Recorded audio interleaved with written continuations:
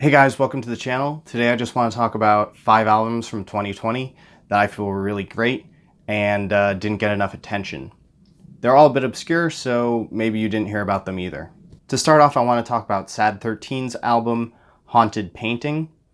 Sad 13 is the solo project of Sadie Dupuis from Speedy Ortiz.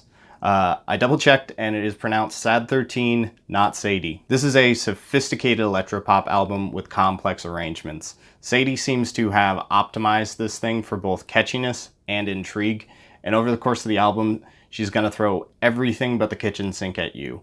There's glockenspiel, theremins, organs, and of course a whole lot of cool synths. This is of course a pop album, and so the usual pop anthem hooks are there.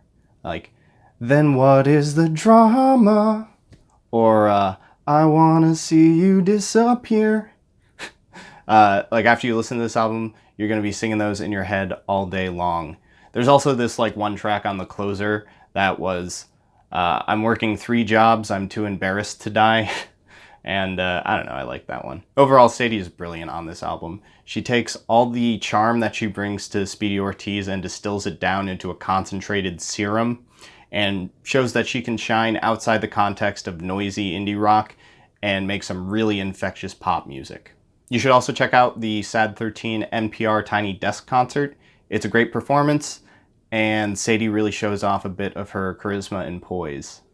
Up next we have Nothing with the Great Dismal. This is a fantastic shoegaze album, probably the best of the year, but it is also a very heavy shoegaze album. And one of the main reasons I wanted to include it in this list is because I think it's actually a great entryway into the heavier side of metal. One of the main hurdles to getting into metal music is that the mixes are often incredibly noisy, and the amount of practice it takes to get your ears accustomed to listening to that type of mix is often too much for people to bother with. The Great Dismal is not a metal album, but it is mixed a lot like one, and also draws some instrumentation from metal.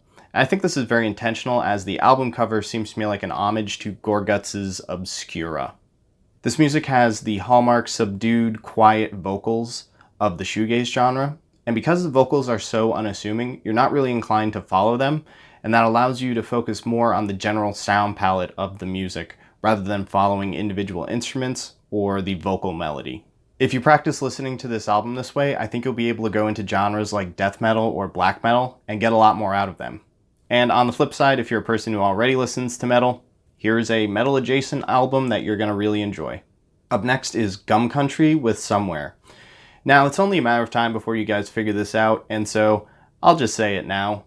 Twee is one of my favorite genres, and this is one of my favorite Twee albums of the year. The appeal of this album is the amazing, bright, noisy guitar tones and Courtney Garvin's Too Cool for School vocal style. Twee is in some ways fundamentally a slice of life genre. The songs are about everyday topics, and the whole experience is meant to be homey, comforting, a bit nostalgic, while also being cool and a bit disinterested. Gum Country lists their influences plainly, and I love that they're drawing influences from bands like the Magnetic Fields, who had a strong indie following in the 90s but have largely fallen out of cultural memory.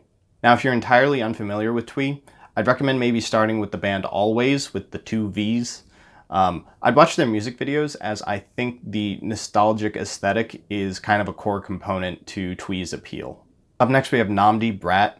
This is a soulful R&B album at its core, but Namdi incorporates a healthy amount of electropop to create a diverse and interesting track list. There are some catchy, gnawing tracks on here like Gimme Gimme, but also some surprisingly introspective ones. The closing Salute feels like a meditative prayer, with birds literally chirping in the background. For me though, the foremost draw of this album is the vocals. I feel like the minimal use of autotune simply to color his vocals is exactly what the album needed, and when you take all of that and combine it with a sophisticated and tasteful art pop flair, this becomes a really incredible album. It definitely never strays too far from chill territory, but it's packed with so much novelty that it never becomes boring either. I'd listen to this album when you have 40 minutes and you want something calming. It'd be great for a late night cup of tea, or maybe while you're doing something like cooking dinner. And last we have Yabba Doobie with Fake It Flowers. Yabba Doobie started off as a bedroom pop artist in the vein of Clairo, Cavetown, or Rex Orange County, But in her latest album, she transitions more into a pure 90s rock sound.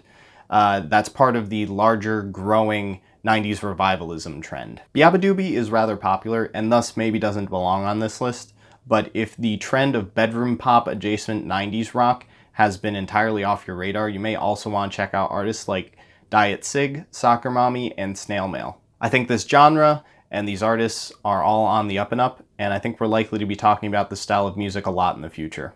Alright, and I think that's all the albums I wanted to talk about today. If you'd like more music recommendations from a wide range of genres, be sure to like and subscribe. Thanks for watching.